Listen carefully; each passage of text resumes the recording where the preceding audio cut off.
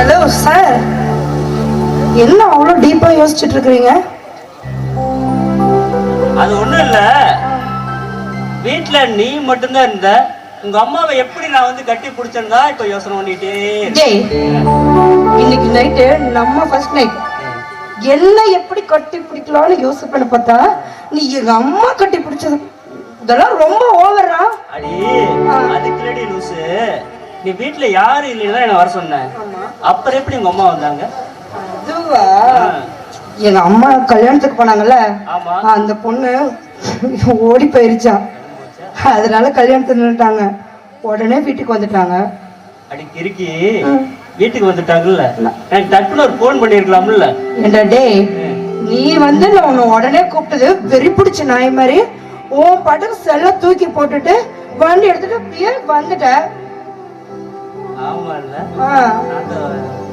ஆமா ஆமா. என்ன நாம இல்ல,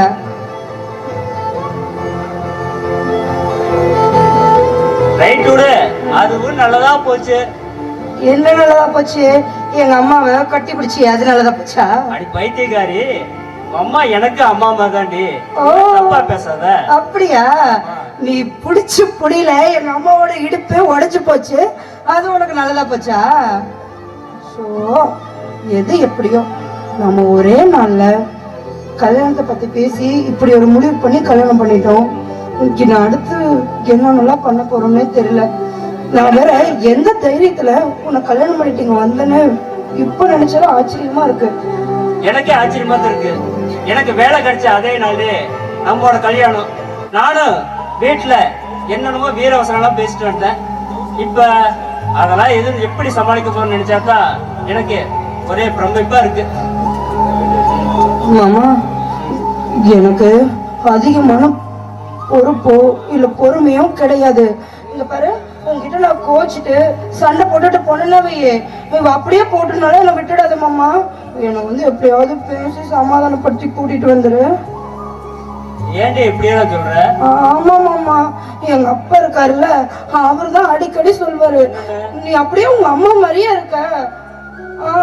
அதனாலதான் சொல்றேன், நான் பாட்டு கோச்சிட்டேன்னு வையே, எனக்கு இதை திட்டிடாத. நீயும் உங்க அம்மா மாதிரியா?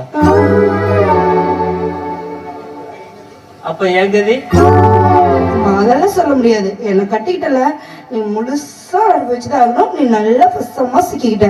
சரி ரைட்டு, இப்ப என்ன அனுபவிக்கிறது?